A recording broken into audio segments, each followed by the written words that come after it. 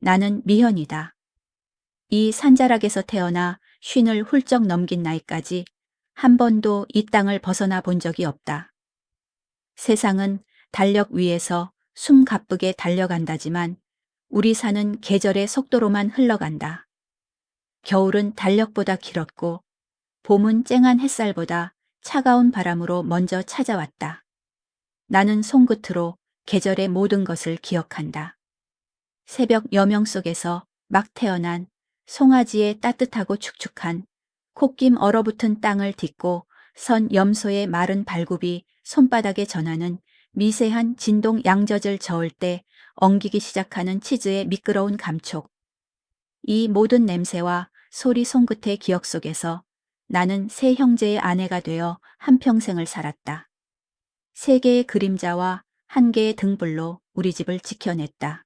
내가 16살이 되던 해, 그 해 겨울은 유난히 길었다. 사람들은 까마귀 눈물이라고 불렀다. 너무 추워 눈물이 얼어붙어 까마귀조차 울지 못한다는 뜻이었다. 우리 집 외양간은 텅 비어 차가운 바람만 윙윙거렸고 아버지의 등은 며칠 만에 굽어버렸다. 어머니는 말없이 뜨거운 숭늉을 끓여 목을 축여주셨지만 우리의 배를 채워줄 것은 아무것도 없었다. 매일 밤 아버지의 한숨소리에 잠이 깼다. 그날 아침 이웃 골짜기의 촌장이 우리 집을 찾아왔다. 그의 얼굴은 햇볕에 검게 그을렸고 바람이 새겨놓은 주름이 깊게 패여 있었다. 그의 손에는 낡고 오래된 종이 한 장이 들려 있었다. 긴 이야기가 오갔다. 촌장은 말을 아꼈지만 그의 눈빛은 간절했다. 이야기는 결국 단단하고 무거운 두 개의 말로 모였다. 결혼. 그리고 3명의 형제. 우리 산골에는 오래된 도리가 있었다. 혹독한 겨울을 견디려면 집과 집 사이에 보이지 않는 끈을 여러 가닥 엮어야 한다는 도리였다. 형제들이 한 아내를 맞는 풍습은 흔하지는 않았지만 아주 낯선 이야기도 아니었다. 좁고 척박한 땅을 나누어 가축대가 흩어지는 것을 막고 집안의 노동과 재난의 부담을 함께 나누는 방식. 촌장이 찾아온 까닭은 분명했다. 이웃 마을의 한 집안이었다. 지난 겨울 그 집의 아버지가 갑작스럽게 세상을 떠났고 어머니는 병으로 몸져 누워 있었다. 그들에게는 새벽을 견디며 불을 피우고 젖을 짜고 물을 길어 올릴 굳건한 손이 절실했다. 큰아들 지훈은 30을 훌쩍 넘긴 과묵하고 듬직한 사내였고 둘째 재민은 바람 같은 자유로운 영혼으로 노래를 흥얼거리며 골짜기를 메우는 사람이었다. 막내 서준은 아직 19살 바람처럼 몸이 가벼워 소문난 날쌘돌이었다. 그리고 우리 가족에게는 이 겨울을 함께 견뎌낼 등뼈 같은 이웃이 절실했다. 아버지는 깊은 침묵 끝에 지금은 노래할 때가 아니다. 겨울은 길고 집은 사람이 지키는 법이라고 말씀하셨다. 어머니는 내 머리카락을 쓸어 올리며 집은 기둥 3개로 서는 법이다. 기둥이 하나면 바람이 쉽게 꺾지만 기둥이 셋이면 어떤 폭풍 후에도 흔들리지 않는다고 속삭였다. 나는 아무 말도 할 수 없었다. 16살에 내가 알던 세상은 너무나 단순하고 작았다. 우물가에서 물을 길어 올리는 물동이 해질녘 두루미가 울고 날아가는 소리, 따스한 햇살 아래 풀을 뜯는 만 가지의 평화로운 숨결. 그러나 그날 나의 길은 이미 정해져 있었다. 나의 미래는 더 이상 나만의 것이 아니었다. 결혼은 길이 진창이 되기 전 서둘러 치러졌다. 나는 태어나서 처음으로 제대로 된 결혼 예복을 입었다. 새하얀 옷깃에 붉은 띠를 동여매고 가슴에는 푸른 천을 둘러 복을 기원했다. 게르아는 뜨거운 열기로 가득했다.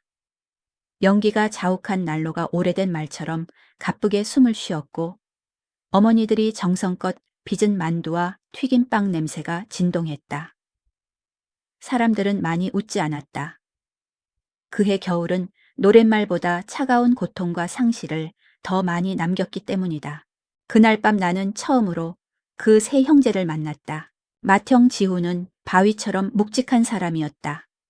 그의 넓은 어깨는 모든 것을 짊어질 듯 굳건해 보였고 깊은 눈빛은 헤아릴 수 없는 슬픔을 담고 있었다. 그는 내 목에 차가우는 목걸이를 걸어주었다. 새벽 강물처럼 차갑고 묵직했다. 둘째 재미는 눈썹 위로 희미한 흉터가 있었지만 그의 입계는 늘 희미한 미소가 걸려 있었다. 그는 내게 오래된 전통 노래를 불러주었다. 낮은 음색의 노래는 차가운 공기를 녹이며 나의 마음속 깊은 곳까지 흘러들었다. 막내 서주는 바람처럼 가벼운 몸을 지녔지만 그의 눈빛은 불꽃처럼 타오르는 듯했다. 그는 나를 뚫어지게 보며 자신의 손에 들고 있던 작은 나뭇가지를 내게 건넸다. 이 산골에서 가장 빨리 달리는 나뭇가지라고 속삭였다.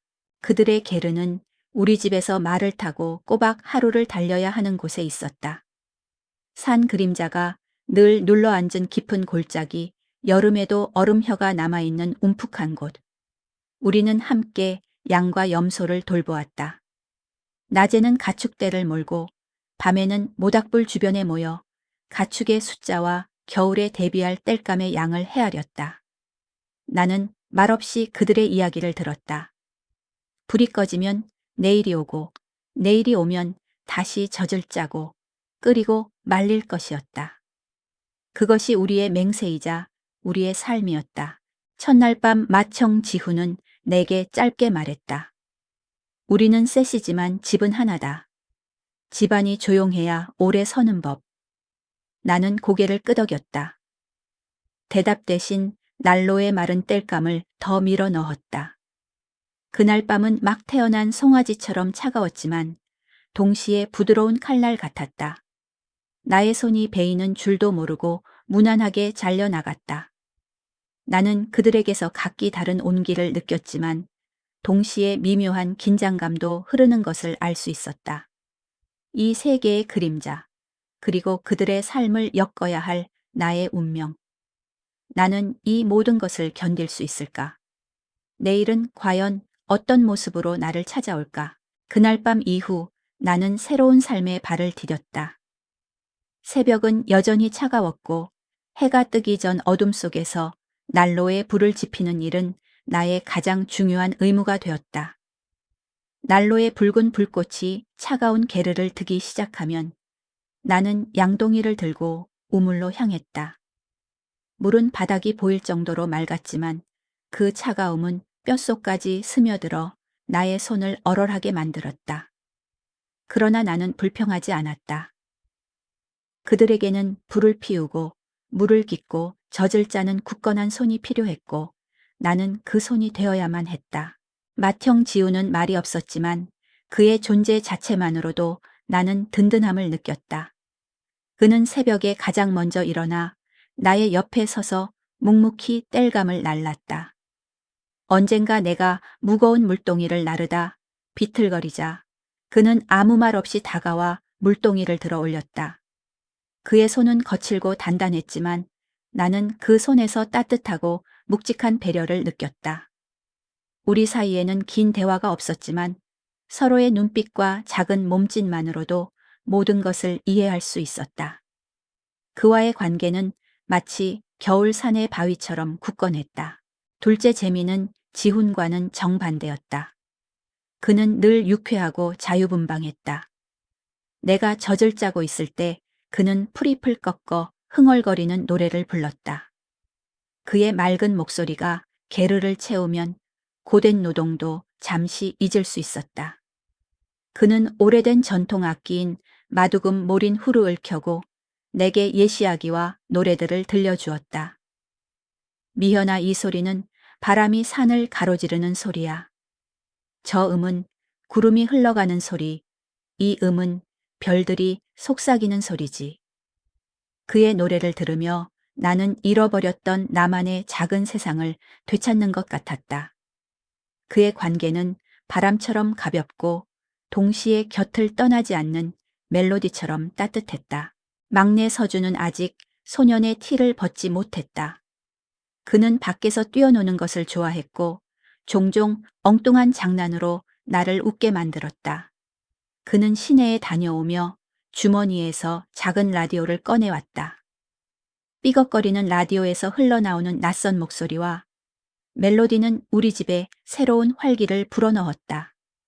서준은 나에게 도시의 신기한 이야기들을 들려주었고 나는 그가 가져온 이야기들을 들으며 바깥 세상을 꿈꾸곤 했다. 그는 내게 단순한 남편이 아니라 미지의 세계로 통하는 창문이었다. 그의 발걸음은 바람을 닮았고 그의 눈빛은 순수한 불꽃처럼 타올랐다. 그들의 어머니는 몸이 아파 늘 난로 옆에 누워 계셨다. 나는 약초를 다리고 따뜻한 우유를 챙겨드리며 어머니의 병간호를 했다. 어머니는 나의 머리칼을 쓰다듬으며 집안에 생기가 돈다. 네가 온 후로 아이들의 웃음소리가 더 커졌다고 말씀하셨다. 그녀의 병색이 옅어지는 것을 보며 나는 내가 이 집의 일부가 되었다는 것을 비로소 깨달았다. 7월 여름의 더위가 절정에 달했을 때 나는 첫 아이의 기척을 알게 되었다. 그것은 7월의 비처럼 날짜는 알 수 없어도 마음은 늘 그쪽을 향하고 있었다. 아이의 울음소리가 게르에 울려 퍼지자 우리의 삶은 완전히 새로운 빛깔로 물들었다. 맏형 지훈은 밖에서 개를 달래고 뜨거운 물을 날랐고 둘째 재미는 긴장과 기도를 뒤섞어 숨을 모았으며 막내 서주는 출입구 근처에 서서 불안한 눈빛으로 게르 안을 살폈다. 아이의 울음소리가 불꽃처럼 튀자 우리 모두의 얼굴에 안도감과 기쁨이 번졌다. 우리는 아이의 얼굴을 쓰다듬고 작은 발가락을 만졌다. 그 누구도 묻지 않았다. 누구의 아이냐? 아이는 우리 모두의 손에서 태어났고 우리 모두의 등에 엎여 자랄 아이였다. 그해 겨울 눈은 늦게 내렸지만 한꺼번에 쏟아져 땅을 집어삼켰다.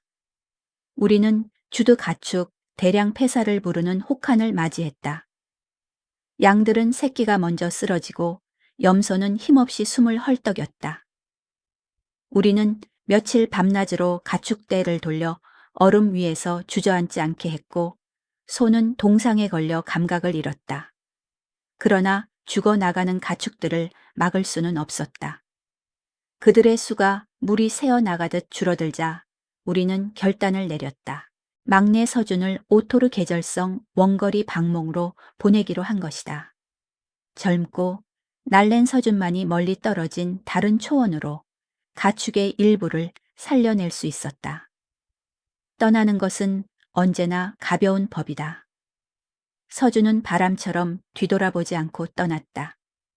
그는 우리를 위해 떠났지만 나의 마음속에는 섭섭함이 돌덩이처럼 박혔다.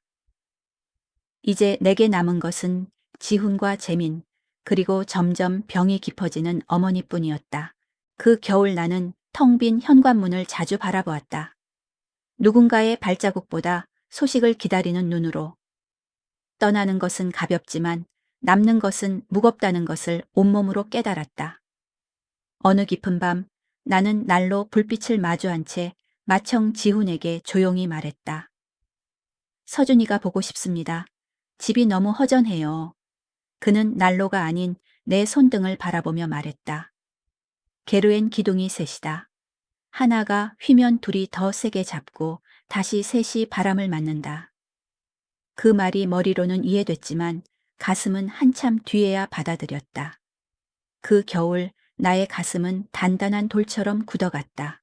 서준이 돌아온 것은 3월의 끝자락 해빙의 소리가 골짜기를 가를 때였다.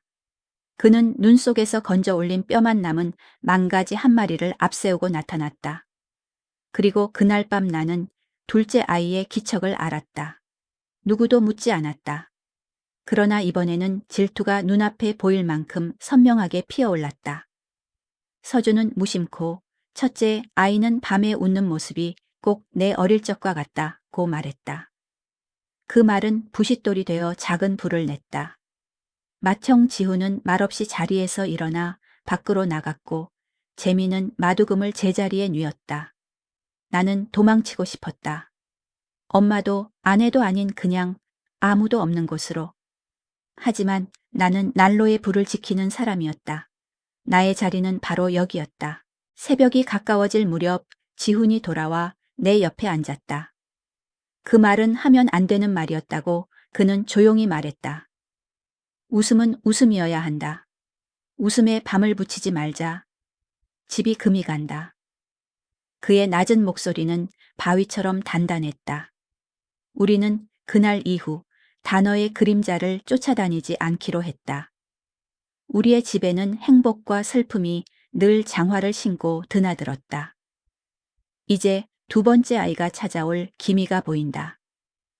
이번에는 어떤 이야기가 우리를 기다리고 있을까? 두 번째 아이가 태어났다. 이번에는 질투의 그림자가 집안에 길게 드리워졌다. 첫째 아이가 태어났을 때와 달리 막내 서주는 아이를 안아보는 것을 망설였다. 그의 눈빛은 기쁨과 동시에 미묘한 불안함으로 흔들렸다. 그가 무심코 첫째는 내 어릴 적을 닮았는데 둘째는 형님을 닮았네요. 라고 말했을 때 그 말은 차가운 바람이 되어 게르를 훑고 지나갔다.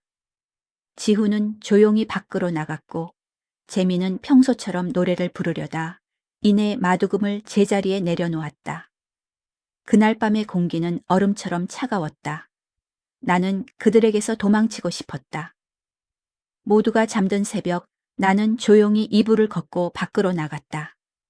차가운 공기가 나의 얼굴을 핥히었지만 내 안의 혼란스러움에 비하면 아무것도 아니었다. 그러나 나는 도망치지 않았다. 나는 이 난로의 불을 지키는 사람이었고 이 집의 기둥이 흔들리지 않게 붙잡아야 할 사람이었다. 새벽이 오기 전 밖으로 나갔던 지훈이 돌아와 내 옆에 앉았다. 미현아 집은 기둥 셋이 함께 서야 한다. 질투의 씨앗이 심겨지면 뿌리가 자라 집의 기둥을 갉아먹는다. 우리는 다시는 누구의 아이인지 묻지 말자. 아이는 그저 우리 모두의 아이일 뿐이다.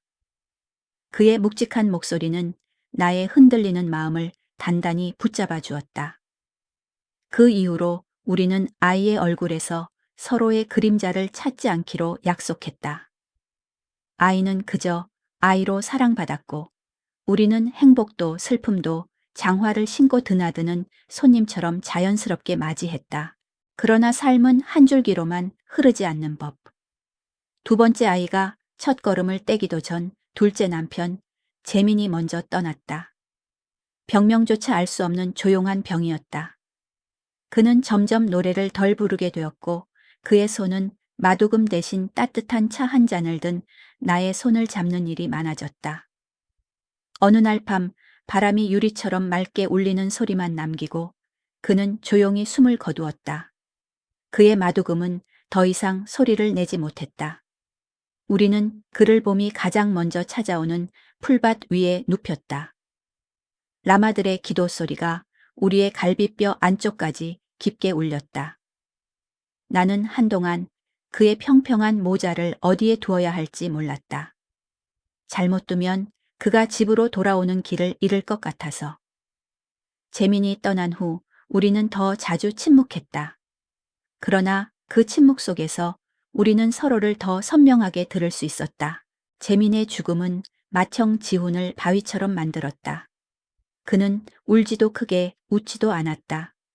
하지만 어느 날 그는 작은 양 우리에 기대어 재민이 즐겨 흥얼거리던 멜로디를 휘파람으로 불었다. 그의 숨은 짧고 거칠어 음이 자주 무너졌지만 나는 문간에 서서 움직이지 않았다. 나는 알았다. 저것이 바로 지훈의 눈물이라는 것을. 아이들은 성장했고 그들만의 길을 찾아 떠났다. 큰아들은 도시로 나가 자동차 정비소에서 일하며 몸에 기름과 커피 냄새를 입혔다. 딸은 이웃 골짜기의 양치기와 결혼하여 새로운 가정을 꾸렸다. 막내 아들은 아버지를 따라 아이막을 오가며 가축을 돌봤다.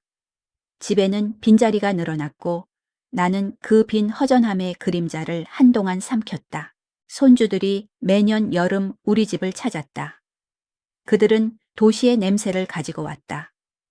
샴푸와 초콜릿 플라스틱 냄새가 우유와 마른 땔감 냄새와 뒤섞였다. 나는 그들에게 펠트를 둥글게 말아 물이 새지 않게 하는 법을 가르쳤고 그들은 휴대폰으로 모든 것을 찍으며 나를 웃게 했다.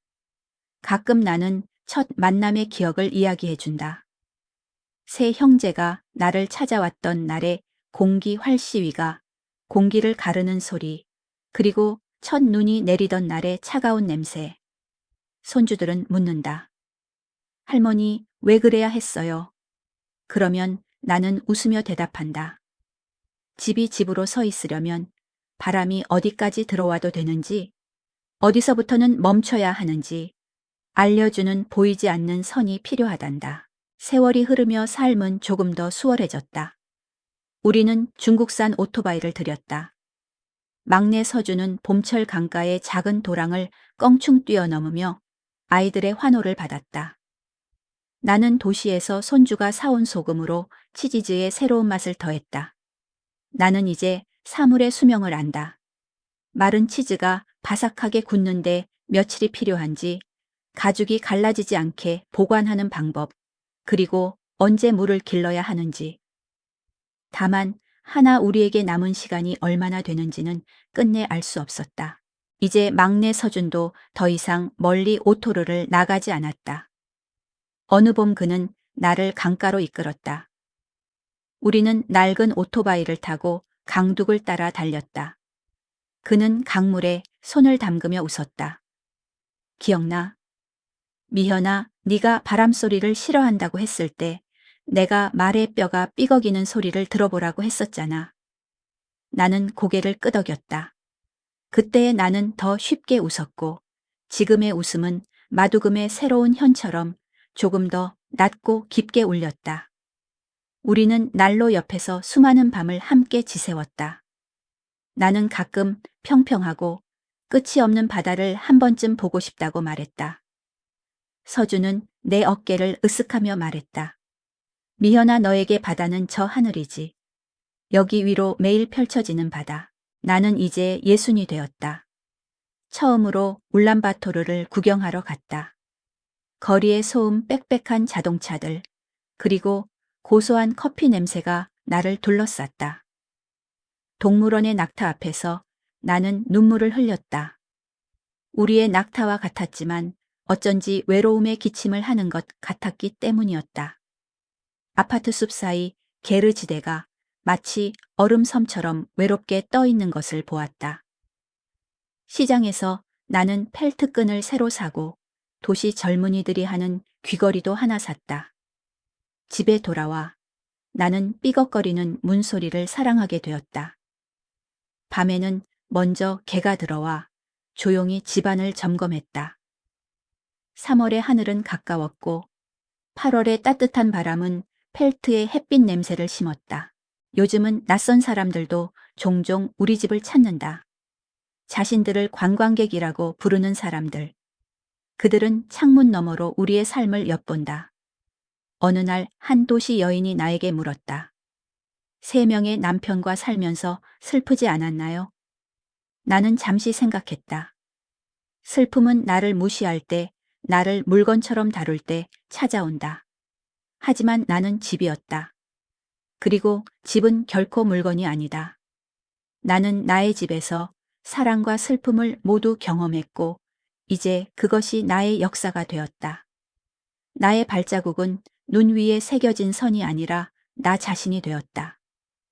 사랑은 하나의 얼굴로도 오지만 3개의 그림자로도 올 수 있다는 것을 나는 이제 안다. 질투는 길들일 수 있는 야생마라는 것도. 나는 이 이야기를 누군가에게 본받으라고 들려주는 것이 아니다. 그저 이것이 우리의 삶이었다고 말할 뿐이다.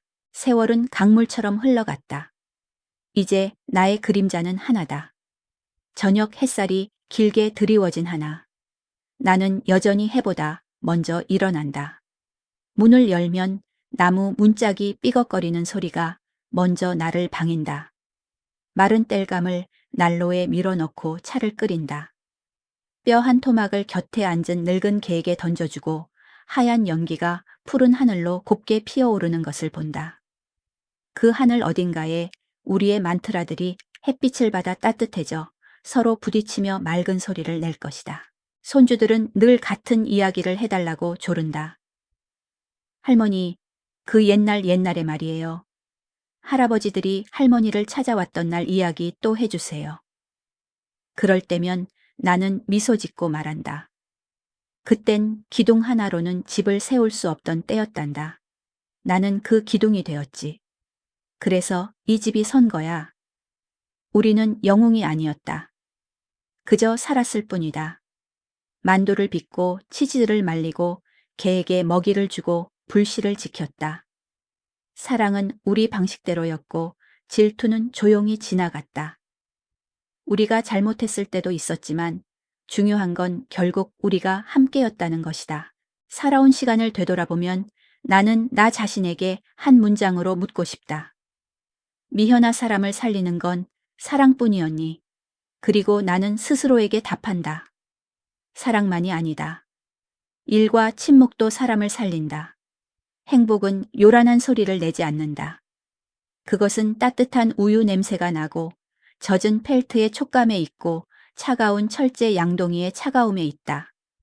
서리 위에서 바삭하게 얼어붙었다가 손바닥에서 천천히 녹는다. 행복은 때로 안장 위에서 터져 나오는 첫 웃음으로 오고 때로 말없이 차 한 잔을 놓고 가는 누군가의 뒷모습으로 온다. 그리고 때로는 문을 향해 걸어오는 세 개의 그림자로 찾아온다. 나는 세 형제와 함께 살았다. 각자는 나의 삶에 다른 흔적을 남겼다. 지우는 우리가 따라야 할 바퀴 자국처럼 묵묵히 길을 냈고, 재미는 한 음만 들어도 알 수 있는 아름다운 선율처럼 나의 삶을 채웠다. 서주는 산비탈을 쉽게 오르는 가벼운 오솔길처럼 나의 마음에 기쁨을 가져왔다. 나는 이 모든 것이 옳았는지 틀렸는지 모른다. 다만 그랬다는 것, 그리고 감사하다는 것만은 확실하다. 우리 산골에서는 이렇게 말한다. 집은 난로보다 먼저 일어나는 사람들 위에 선다. 나는 평생 난로보다 먼저 일어났다. 만약 봄이 한 번 더 나에게 온다면 나는 다시 별보다 먼저 일어나 불을 지필 것이다. 차를 끓이며 조용히 속으로 말할 것이다. 집이 서고 있구나.